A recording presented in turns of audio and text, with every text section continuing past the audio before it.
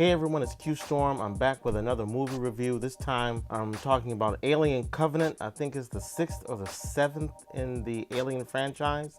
The fact that I can't keep track means that there have been a lot of these movies, and either I'm old enough to say I've seen it all at the theater and nothing is new to me, or either that or Hollywood has just run out of ideas.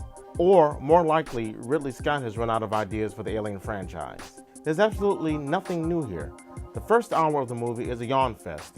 It's all set up for the last half of the movie, and the last half is basically the Cliff Notes version of the first Alien movie back in 1979 that was also directed by Ridley Scott. There's a scene where the film feels like it's fulfilling an obligation to connect this to the conclusion of Prometheus, and is reminiscent of how the franchise callously connected Aliens to Alien 3. This movie takes every easy way possible to wrap up the Prometheus storyline as quickly as it can, so it can race to connecting this movie to the original Alien. But the problem is, nothing revealed here is more interesting than anything my imagination could come up with. I mean, why do movies have to make an effort to explain everything?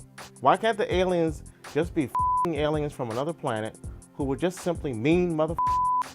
Why does Ridley Scott feel the need to laboriously find some sort of existential meaning of life in an alien movie? Why are the themes in this movie so stale? It gets to the point where Scott is cribbing from The Watchmen with multiple references to Ozymandias, and there's one of the characters in here that is very similar to the Ozymandias character in the Watchmen film, and this character also references Ozymandias, the epic poem.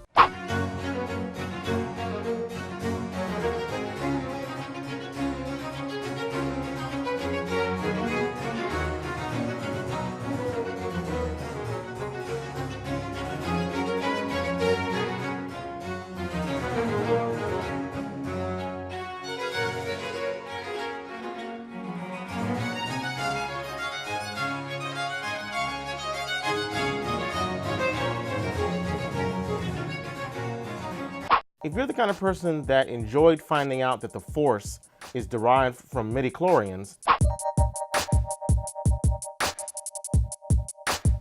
you're the kind of person that'll love this movie. Me personally, I think sometimes ignorance is bliss. I'm still not clear about the black goo from Prometheus, which makes an appearance here, and the effects of the goo are implausible at best. The most interesting thing in this movie happens at the very end of the film. I won't reveal anything essential. Just let me say it involves the fate of 2,000 travelers on the Covenant. That's the name of the ship that's being piloted by the crew. And they are sent to another planet to colonize it. There's a twist ending to this film, which, while interesting, was entirely predictable, or should have been predictable, but for the fact that the filmmakers cheated with Misdirection. So in other words, it would have been clearly easy to predict what was going to happen, which is why the filmmakers put in a cheat so that we, the audience, wouldn't be able to do that. I guess it's a sign of the times that we also get a Jason Bourne fight scene, although Jason Bourne is kind of 5 minutes ago anyway. But it's a fight scene that's shot so incomprehensibly, you can't tell who's who, which is required for that major plot point at the end.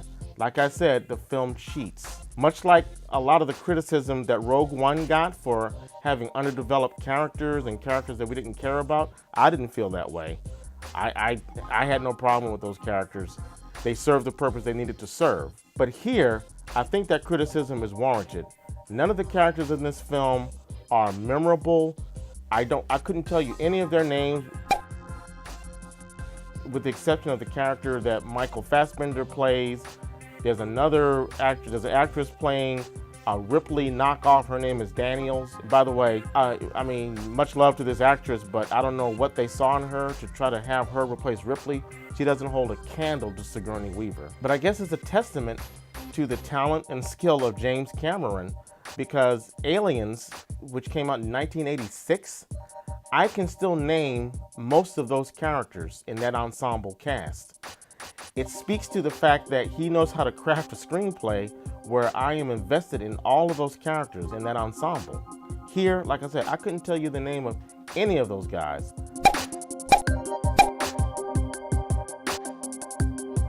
That's because most of them are basically fodder for the aliens. After the crap fest of Moses, of God and Kings, and Prometheus, and now this movie, I tend to think Ridley Scott should stop making movies, but I know we still have a Blade Runner sequel coming. I guess the mortgage has to be paid. So I'm giving this movie 2 reels out of 5. I'm giving it 2 reels instead of 1 because the production design is quite good. It's a beautiful film, it's well shot, except for that fight scene I told you about. But it's a good looking film. If not for bad character development and having nothing new to say, showing me nothing new in this film, just being a film that feels like a paycheck film, a contractual obligation to link the prequels to the later continuity. You know what? Maybe I should just stop. The more I think about it, I should just stop because I might end up taking away that extra reel. And that's the martini.